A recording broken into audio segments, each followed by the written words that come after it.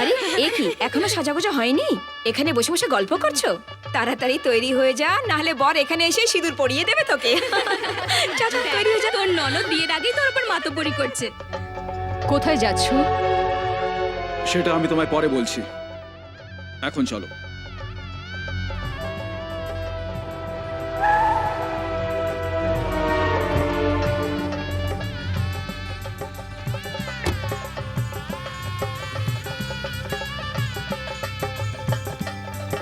আসুন আসুন, আমি তো বিশ্বাসই করতে পারছি না বিয়েতে আসবেন না জেনে কার্ড পাঠায়নি। প্লিজ খেয়ে দিয়েই যাবেন। আমি এখানে খেতে আসিনি, আপনার সম্বন্ধীকে দেখতে এসেছি। আসুন আসুন স্যার, গায়ত্রী ম্যাডাম দেখুন কে এসছেন। আপনারা একটু বাইরে যাবেন প্লিজ। কেটে পড়া যাক। আপনাকে তো বিয়ের ইনভিটেশন আমি দিইনি। ওহো, আগে নিজের বউকে পাঠিয়েছিলেন, তারপরে নিজের মেয়েকে পাঠিয়েছিলেন। আমি রাজি হইনি বলে নিজেই আমার পা ধরতে চলে এসেছেন। আসলে আমার তো তোমার মুখ দেখতেই ইচ্ছে করে না, কিন্তু কি করব, জীবনের সূত্রে একসাথে হতে পারিনি, কিন্তু ব্যবসার সূত্রে আমাদের বারবার দেখা হয়। একজন সন্দেহবাতিক মেয়েকে ভালোবাসার ফল আমার আর রাজলক্ষ্মী দুজনেরই দুঃখের কারণ হয়ে দাঁড়িয়েছে। সেটাকে আমি মেটাতে চেয়েছি, কিন্তু কখনোই তাতে সফল হতে পারিনি। আমার জীবন তো অনেক বছর আগেই বরবাদ করে ফেলেছো, এবার কি নিতে এসেছো? এখন যেটা বলতে যাচ্ছি সেটা নতুন। রাজলক্ষ্মী, রাজলক্ষ্মী, এসব কি? ওদিকে মেয়ের জন্ম দিয়ে এদিকে বাবা জেলে, বাবা জামিন পর্যন্ত করালি না। পুলিশের মার খেয়ে পুরো শরীরে ব্যথা করছে, একটু মাল খাবার পয়সা দে না। বাবা, মদ খাবার জন্য যদি টাকা চাই তবে এই বাড়িতে আসবে না। কারোর পয়সায় যদি মদ খেয়ে আসো আর ঝগড়া করার পর যদি পুলিশ ধরে তবে আমায় ফোন করবে না। এই তো, এই যবে থেকে এখানে এসেছে তবে থেকে আমি তোর জন্য একদম পর হয়ে গেছি। এই কথা যদি আমি গিয়ে বাড়ির বাইরে বলি তো তোর বদনাম হয়ে যাবে। বাবা! আমি যদি তাই করি সেটা খুব ভালো হবে। তুই আমার জন্য বোতলের ব্যবস্থা কর, দে পয়সা। আমি তোমাকে মদ খেয়ে বাড়িতে আসতে বারণ করেছিলাম, এখানে আর কখনো আসবে না। যাও, এখান থেকে চলে যাও। তোমাকে যেতে বলছি না? আচ্ছা, আমায় ঘর থেকে তাড়াচ্ছ, এবার তোমাদের বাইরের লোকের কাছে মুখ দেখাতে পারবে না, এমন বদনাম করবো, দেখে নেবো তোমাদেরকে। যদি ঠিক সময় বিয়ে করাতে তাহলে এসব কি ঘটতো? দরকার হলে চুপচাপ করিয়ে দিতে। দুনিয়াকে দেখানোর কি দরকার ছিল? এসব শোনার আগে তোমার মরে যাওয়া উচিত ছিল। ওর ভুলের জন্য তুমি মরতে চলেছো কেন? দাদা, এই যদি মরে যায় আমরা ফেঁসে যাব। এই, আপনি চুপ করবেন কি? সবাই এখানে যে যার মর্জিতে কথা বলছে।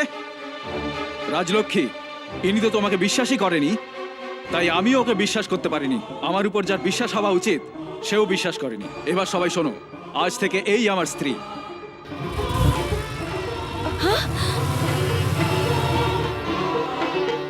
এই রকম কাহিনী তো পুরুষরা শোনাতেই থাকে। বিয়ে করতে হলো, কোনো রাস্তা ছিল না। আমাকে ক্ষমা করে দাও, নিজের রাজার বিয়ে আমার মেয়ের সাথে দিয়ে দাও, তাই বলতে এসছো না তুমি? তবে শোনো, তোমার ভাইকে তোমার মেয়ের সাথে বিয়ে করিয়ে দাও।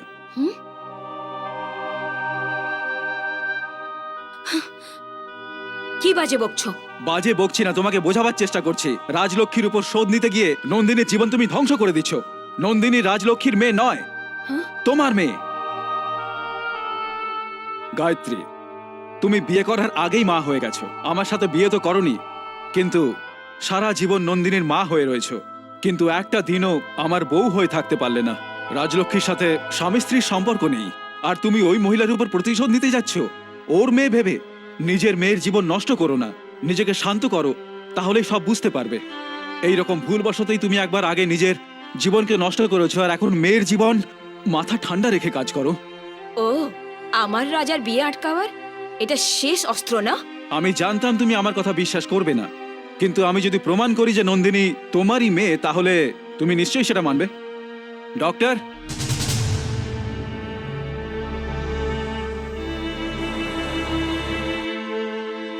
ইনি যা বলছেন সব সত্যি।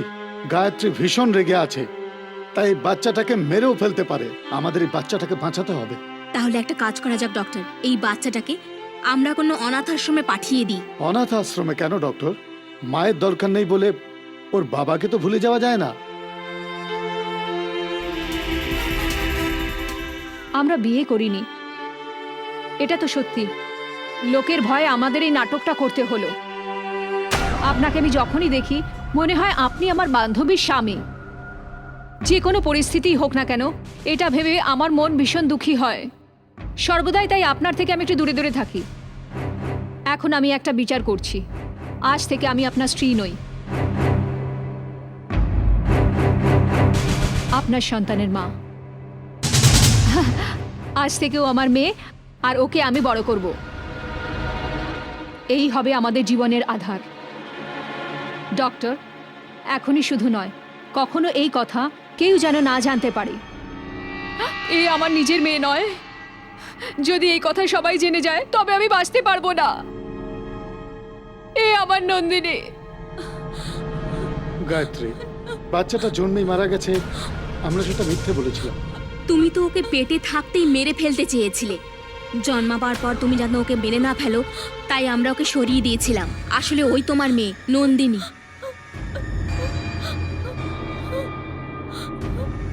আমি তোমাকে অনেক আগেই বলতাম, কিন্তু নিজের জীবনকে সম্পূর্ণভাবে ত্যাগ করে এই রাজলক্ষ্মীর তোমার মেয়ের প্রতি ভালোবাসা হয়ে গেছিল। সেই জন্য নন্দিনী নিজের মেয়ে নয় সে কথা কাউকে যেন না বলি, তাই আমাকে শপথ করিয়েছিল। কিন্তু এখন আমার মেয়ে নন্দিনীর জীবনে এত বড় সমস্যার সৃষ্টি হওয়ায় আমাকে সেই শপথ ভাঙতে হলো। আমার পা কেন ধরছো? তোমার দুঃখের অশ্রুই আজ আমার আনন্দের কারণ নন্দিনী।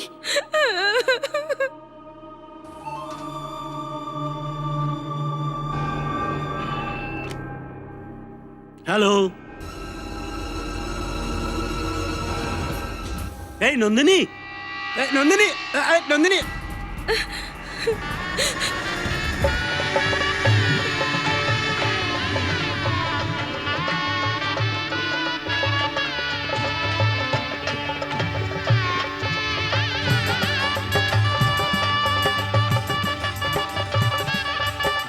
বন্ধ করুন, প্লিজ বন্ধ করুন। মিস্টার রঙ্গরাজ, নন্দিনী, নন্দিনী আমার নিজের মেয়ে। এই বিয়ে পারে না। আপনারা সবাই চলে যান, চলে যান। নন্দিনী আমার মেয়ে। এই বিয়ে হতে পারে না। আপনারা সবাই চলে যান, দয়া করে চলে যান, চলে যান, চলে যান এখান থেকে। যান, যান, আপনারা যান।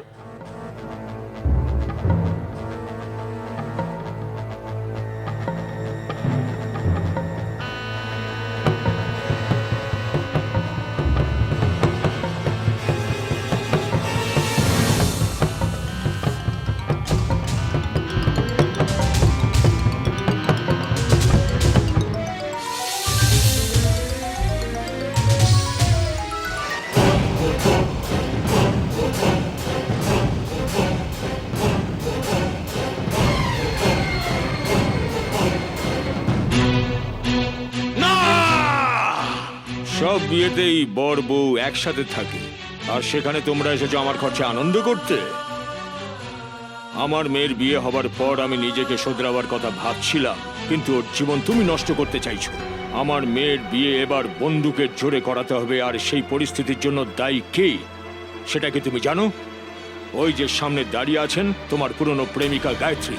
বিয়েতে তোমাকে এই জন্যই ডাকা হয়েছে, আর এই বিয়ে বন্ধ করার মূলেও ওই। ওদিকে তোমার মেয়ের জীবনকে বাঁচানোর জন্য আমার মেয়ের জীবন ধ্বংস হচ্ছে। এই বিয়ে ইনি ঠিক করেছিলেন, আর যখন সিঁদুর পরাবার সময় হলো তখন পুরনো প্রেমের দোহাই দিচ্ছে। এমন করে ও আমার সম্মানকে সমাজের সামনে নত করতে চাইছে। চুপ! তোর আবার কিসের সম্মান? আমার বিচারে তুই অনেক আগেই শুলে চলে যেতিস, এর জন্যই বেঁচে গেছিস। এই, এবার বেশি কথা বললে গুলি করে মারবো। এতে শুধু শব্দ নয়, ধোঁয়াও বেরোবে। এবার আমার কথা শোনো, শত্রুতা ছেড়ে মিত্রতা করো। তোমার ভাইকে আমার মেয়ের গলায় মালা পরাতে বলো। এই, এদিকে আয়, আমার মেয়ের গলায় মালা পরা। রঙ্গরাজ, এখন চাইলেও এই সম্বন্ধ হতে পারবে না, কখনো হতে পারবে না।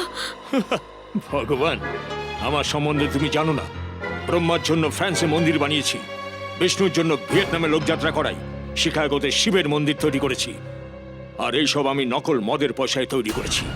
এই, শব্দ করলে একদম এখানে মেরে ফেলবো। এই, বন্দুকের ভয় দেখিয়ে বিয়ে করানো ভুলে যা। বেশি বাড়াবাড়ি করলে আইন তোকে ছাড়বে না। আইনের কথা সেখানে গিয়ে শোনাবে যারা মৃত্যুকে ভয় পায়। এই, মালা নিয়ে আয়।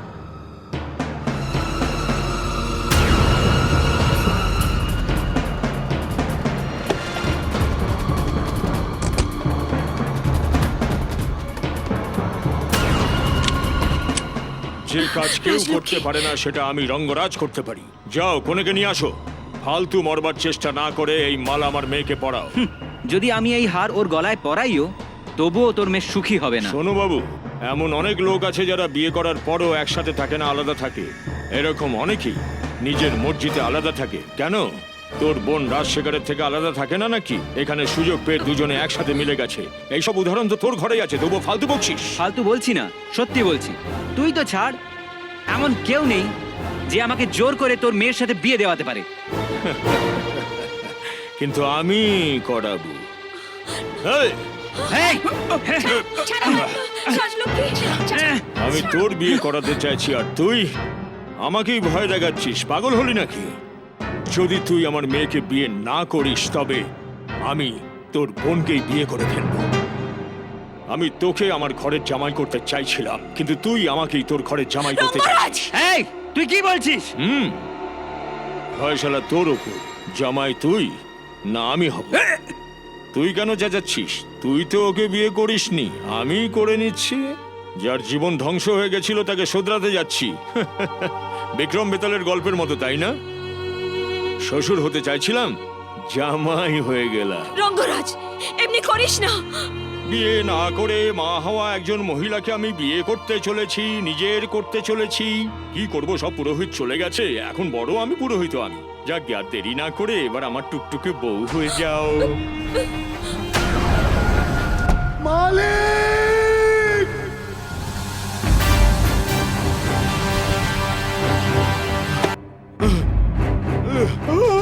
রাধা! এই রাজা, চল চল চল চল চল চল, তাড়াতাড়ি চল, তাড়াতাড়ি চল, দেরি করিস না, চল। হলো, রাজা, সাহেব, বরের লোকজন এসে বরকে নিয়ে গেছে। সবাইকে ধরো, ওরা যেন কেউ পালাতে না পারে।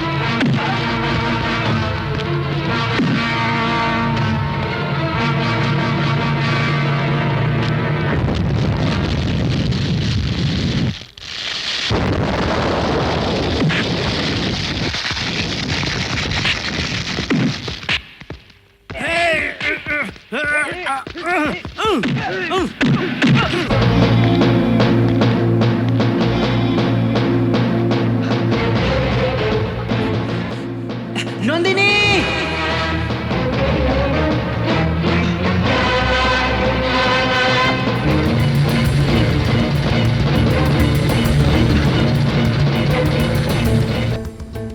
নন্দিনী!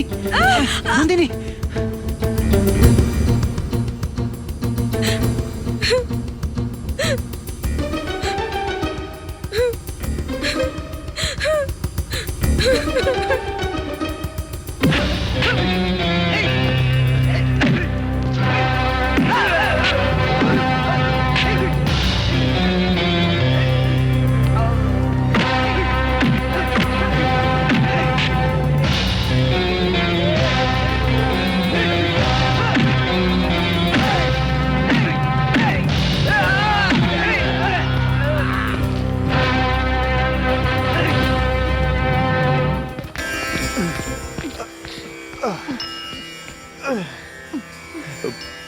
পুরোহিত মশাই, এদের দুজনকে তাড়াতাড়ি বিয়ে করিয়ে দিন।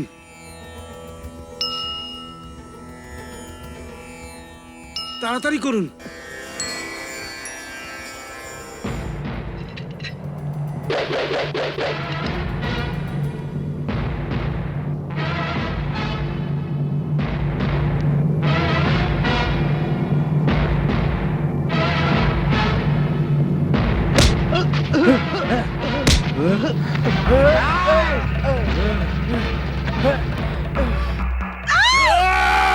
ড্যাডি, তুমি ওকে মেরো না।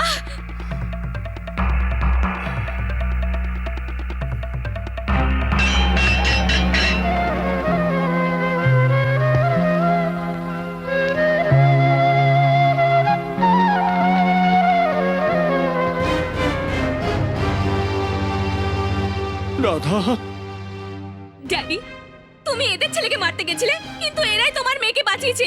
জানো তুমি, তুমি তো আমায় ওই অবস্থা ফেলে চলে এলে। একবার ভাবলেও না যে আমার কি হবে। তুমি রাজাকে মেরে ফেলতে চেয়েছিলে। রাজা নন্দিনীর সঙ্গেই সুখে থাকবে, তুমি ওদের আলাদা করো না। তুমি যদি আমায় জীবিত চাও, তাহলে ওদের বাঁচতে দাও। দেখলে গায়ত্রী, ও যাকে ভালোবাসে তার ভালোবাসাকে রক্ষা করতে মন প্রাণ দিয়ে চেষ্টা করে যাচ্ছে, কিন্তু তুমি যে তোমার জন্য নিজের জীবন ত্যাগ করলো, তুমি তার উপর প্রতিশোধ নিতে তুমি নিজের মেয়েকেই কষ্ট দিয়েছো। আমাকে ক্ষমা করে দে রাজলক্ষ্মী। আমি শত জনমে নিজের পাপের প্রায়শ্চিত্ত করতে পারবো না, বাট আই এম সরি। আমার মামনি। এই দাঁড়ি দাঁড়ি কি দেখছিস? তাড়াতাড়ি আয়, সিঁদুর পরিয়ে দে একে, এই যে তাড়াতাড়ি শোনো, কর। এতদিন আমি তোমার ভাই ছিলাম, তার জন্য তুমি আমাকে তুই তুই করে কথা বলতে। আজ থেকে আমি তোমার জামাই, সেই জন্য আমাকে সম্মান দিয়ে বলবে, বুঝলে? মামনি, কেন না আমরা আরেকটা বর খুঁজে আরে, নিই? দিদি!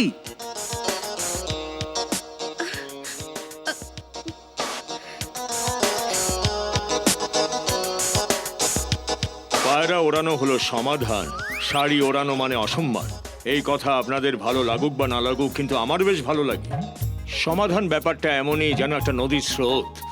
স্রোত থেমে গেলে সমাধানও থেমে যায়। যান যান, বিয়ের প্রস্তুতি নিন, সব খরচ আমি দেব, আমায় বিশ্বাস করুন।